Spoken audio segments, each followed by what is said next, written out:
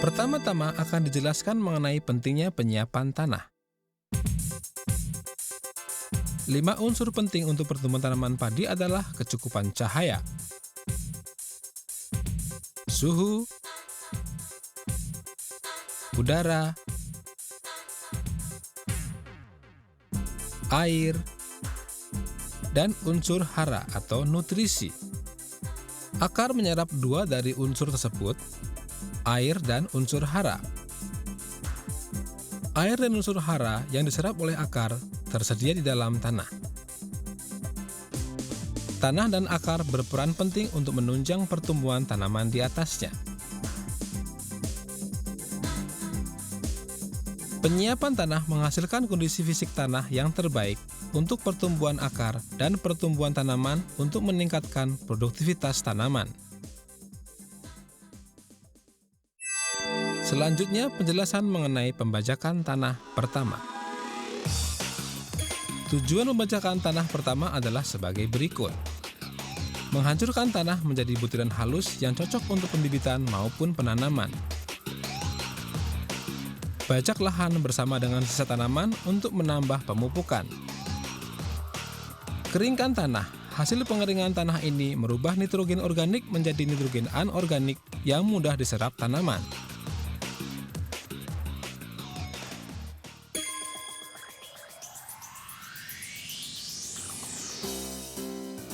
Pembajakan dilakukan dengan bajak rotari Kubota.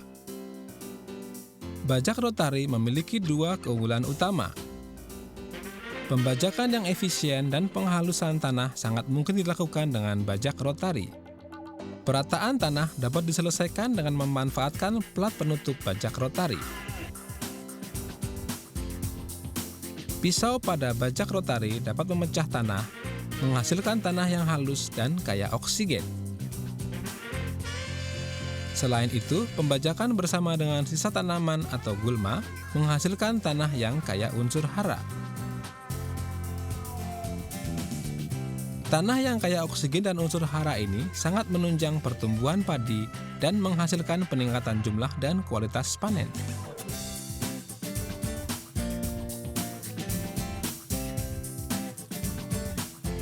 Perataan tanah dapat diselesaikan dengan plat penutup bajak rotari. Pengaruh perataan tanah ini akan dipaparkan secara detail dalam bagian proses gelebek.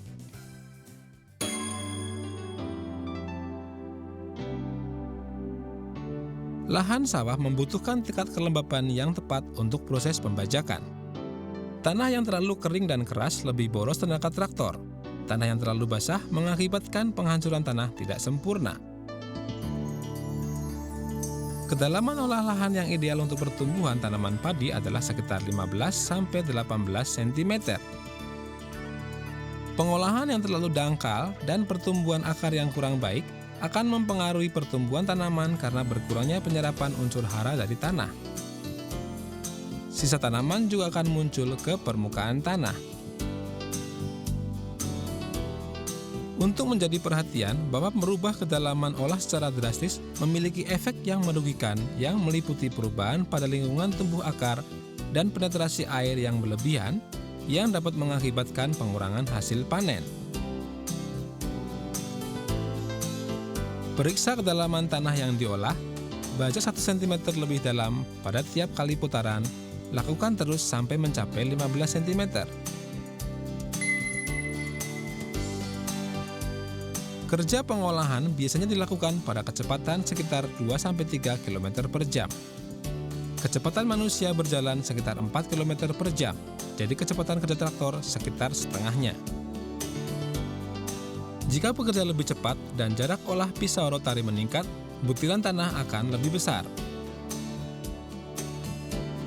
Dan jika bekerja lebih lambat dengan jarak olah yang lebih pendek, butiran tanah akan lebih halus.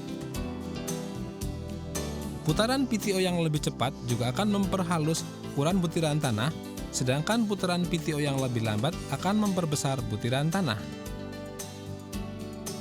Saat bekerja di lahan, harap memperhatikan kombinasi dari kecepatan kerja dan RPM dari poros pisau rotari. Pada saat bekerja di lahan, ada saatnya operator harus mengurangi kecepatan kerja traktor pada saat traktor berjalan naik turun di tanah yang tidak rata untuk menyesuaikan kedalaman olah. Kurangi kehilangan waktu dan operasikan traktor secara efisien. Contohnya akan lebih efisien untuk mengolah lahan pada sisi panjang lahan untuk mengurangi jumlah belokan.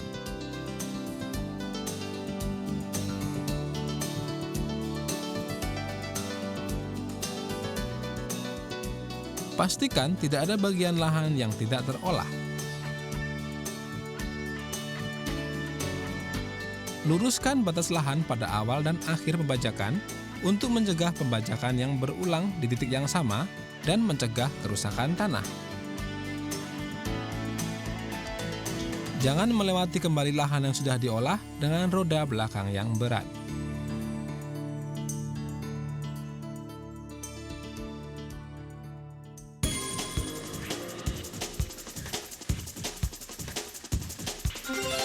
Berikut beberapa hal penting untuk diperhatikan saat bekerja di lahan yang lembek. Hindari stutter dan berbelok secara tiba-tiba. Gunakan teknik rem lepas saat berbelok. Gunakan metode skipping cultivation, bukan adjacent cultivation.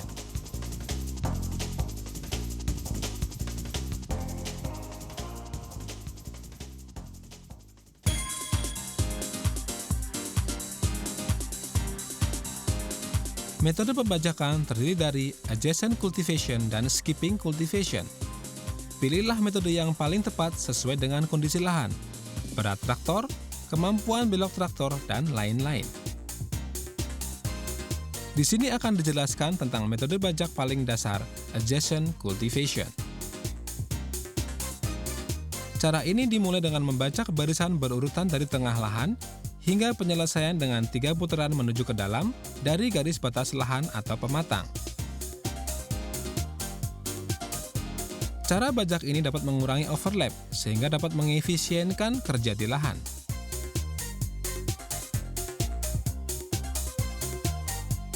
Namun, metode ini membutuhkan radius putar yang lebih kecil, dekat dengan pematang sawah, sehingga dapat merusak pematang jika tanahnya halus atau traktor tidak mampu berbelok di sudut sempit. Juga dapat menambah kedalaman tanah. Sekarang marilah kita mempelajari tahapan kerjanya, mulai dari cara memasuki lahan.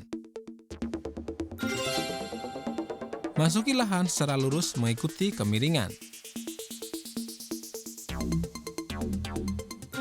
Traktor memiliki pusat berat yang lebih tinggi dibandingkan mobil biasa, serta memiliki tapak yang lebih kecil, sehingga risiko tergulingnya lebih besar saat dikendarai tidak lurus pada kemiringan tertentu. Hindari melewati area miring dengan cara mengambil sudut untuk menjaga keselamatan. Pastikan rem kanan dan kiri telah dikaitkan untuk mencegah risiko terguling atau jatuh. Masuki lahan sawah dan ambil sisi pematang terjauh dari tempat masuk. Lalu sisakan jarak sekitar 2,5 hingga 2,8 kali lebar bajak dan mulailah bekerja. Ada 3 cara utama untuk mengukur jarak sisa yang harus diambil. 1. Ukur dengan jarak langkah kaki. 2. Ukur lebar bajak dengan tongkat panjang. 3. Hitung jumlah baris tanaman padi sisa panen. Untuk lebar bajak 1,8 meter, sisakan 17 baris tanaman saat menghitung jumlah baris atau ukur 30 cm dan mulailah membajak.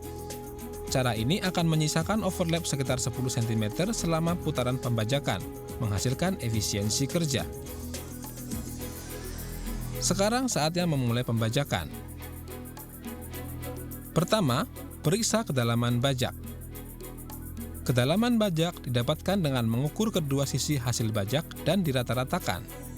Dalam contoh ini, didapatkan 13 cm. Kedalaman bisa disesuaikan dengan mengatur skid. Naikkan untuk menambah kedalaman dan turunkan untuk mengurangi kedalaman. Periksa juga lebar pembajakan. Jika lebar pembajakan dari bajak rotari ini adalah 1,8 meter, tanah yang diolah juga akan tersebar ke samping, yang memberi kesan seolah-olah tanah yang diolah lebih lebar dibanding lebar bajak rotari. Namun, mengingat tanah yang diolah tidak mungkin lebih lebar dari lebar bajak rotari, operator harus berhati-hati agar tidak ada lahan yang tidak terolah. Mari kita pelajari bagaimana cara meluruskan roda bagian depan dengan tanah yang telah terolah untuk memastikan tidak ada tanah yang belum terolah. Tanah yang tidak terolah berada di sebelah kiri jika ban depan melewatinya sesuai posisi seperti ini. Jalankan traktor sedikit lebih dekat dengan tanah yang sudah diolah. Seperti yang terlihat di sini, tidak ada tanah yang tidak terolah. Ulangi pekerjaan berikutnya dengan mengacu pada posisi roda depan seperti pada gambar di atas. Silahkan perhatikan di mana tempat yang tepat untuk berbelok di tepi lahan agar penyelesaian bagian luar lahan dapat dilakukan dengan baik. Pertama-tama, kita perhatikan contoh yang salah dari cara berbelok di tepi lahan. Roda depan berjarak agak jauh dari pematang sawah. Apa yang akan terjadi pada putaran selanjutnya? Traktor membajak lahan pada putaran pertama dan kedua tanpa mengalami guncangan. Namun, pada putaran ketiga, roda-roda bagian kiri jatuh ke dalam lubang yang tercipta pada saat bajak rotari diangkat pada saat berbelok di tepi lahan tadi. Traktor menjadi terguncang cukup hebat sehingga hasil bajakan pun tidak seimbang. Selanjutnya, mari perhatikan contoh yang benar. Roda depan berjarak sangat dekat dengan pematang. Apa yang terjadi pada putaran selanjutnya? Tidak ada perbedaan saat putaran pertama dan kedua. Bagaimana dengan putaran ketiga? Kali ini, traktor mengangkangi lubang akibat bajak rotari tadi. Dengan demikian, traktor tidak akan terguncang sehingga hasil bajakannya juga seimbang, yang memungkinkan penanaman mekanis berlangsung sempurna nantinya. Kesimpulannya, pada saat berbelok di tepi lahan, sangat penting untuk memperhatikan hal berikut. Bajaklah sedekat mungkin dengan pematang lahan. Berbelok dengan cepat pada saat bajak rotari terangkat. Berhati-hatilah agar tidak kehilangan waktu kerja dan merusak pematang.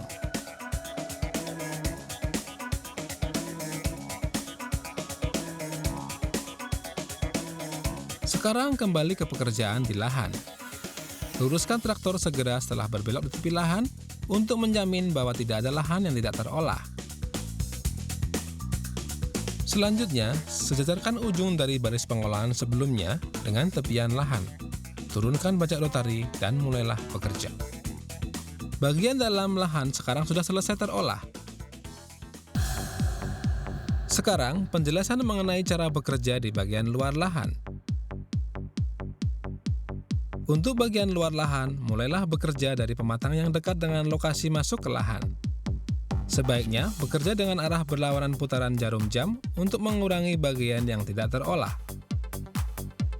Karena frame bagian samping di sisi kanan lebih tipis dibandingkan chain case di sisi kiri, sehingga memungkinkan traktor bekerja lebih dekat ke pematang lahan. Ini juga untuk mencegah kerusakan pada chain case. Sekarang saatnya untuk proses kerja di lahan bagian luar. Mundurkan traktor sejauh mungkin pada tepi pematang pada saat meluruskan traktor sehingga tidak ada lahan yang tidak terolah. Turunkan bajak rotari di posisinya dan mulailah bekerja. Bajak hingga batas lahan bagian dalam yang telah diolah tadi. Naikkan bajak rotari, berbelok dan luruskan kembali traktor hingga tidak ada bagian lahan yang tidak terolah. Ulangi prosedur ini untuk 4 sudut lahan. Mundur sejauh mungkin seperti sebelumnya. Turunkan bajak rotari dan mulailah bekerja. Traktor akan berjalan melalui area yang bergelombang yang ditandai dengan bekas tapak ban akibat manuver berputar. Dalam hal ini, lapisan subsoil bisa menjadi tidak rata lagi jika traktor dikendarai pada kecepatan yang normal. Dapat menghambat proses pengolahan lebih lanjut dan proses penanaman padi. Hal-hal tersebut menyebabkan pertumbuhan tanaman ikut terpengaruh. Kurangi kecepatan traktor saat bekerja di area tepi sawah kasar yang tidak rata. Kerjakan putaran pertama dengan cara tersebut, kemudian bergerak ke bagian dalam area sawah untuk menyelesaikan putaran kedua dan ketiga. Saat keluar dari sawah setelah putaran ketiga, traktor berjalan dengan tetap memutar bajak rotari untuk memastikan bahwa tapak roda tidak berbekas di lahan yang telah diolah. Kunci pedal rem kanan dan kiri. Hentikan putaran bajak rotari di tepi sawah dan naikkan bajak rotari.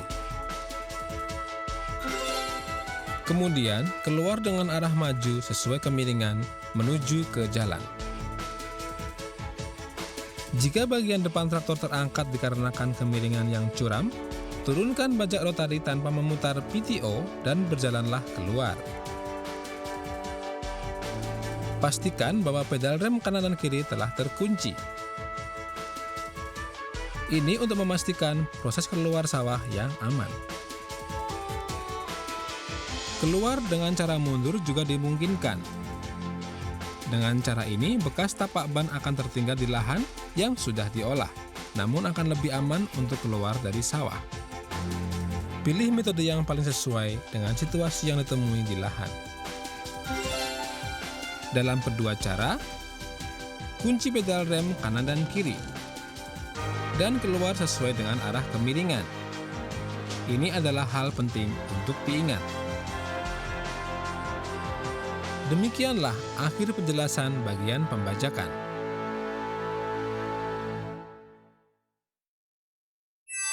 Selanjutnya, penjelasan mengenai pembajakan tanah kedua.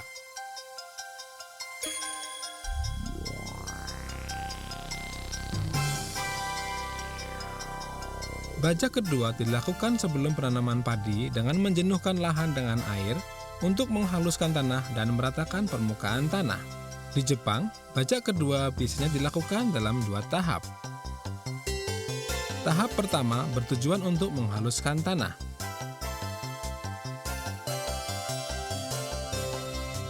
Tahap kedua untuk meratakan permukaan tanah dan mengubur sisa tanaman yang ada.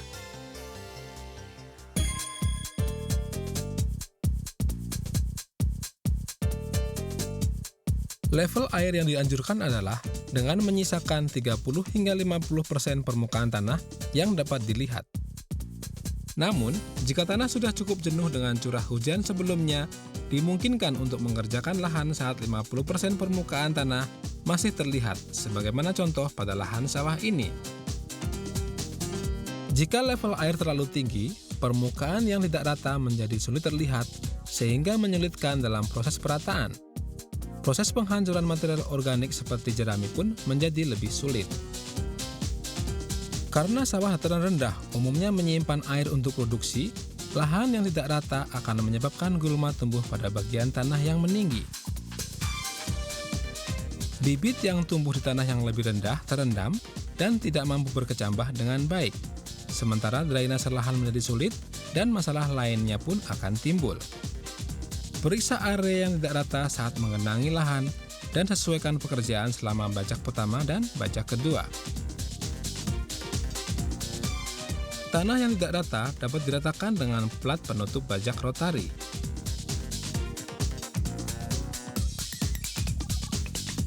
Prosedur ini menghilangkan tanah yang tidak rata sehingga mencegah pertumbuhan gulma. Kedalaman tanam yang seragam menghasilkan penyebaran akar yang seragam dan pertumbuhan tanaman yang seragam. Pengaturan pengairan lebih mudah memungkinkan untuk siklus irigasi dan drainase berkelanjutan untuk lahan sawah.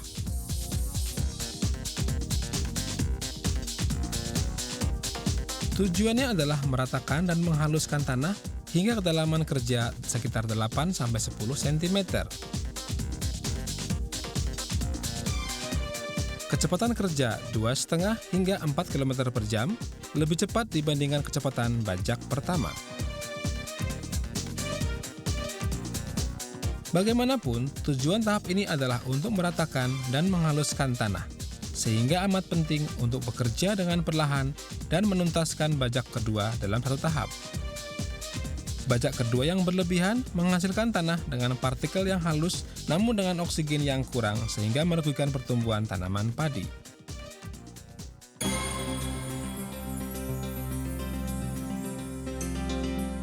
Diperlukan kehati-hatian selama proses bajak kedua karena tanah sangat lempung yang memperbesar kemungkinan merusak area tepi sawah dan menyebabkan penetrasi terlalu dalam. Atas dasar inilah bajak kedua menggunakan cara skipping cultivation.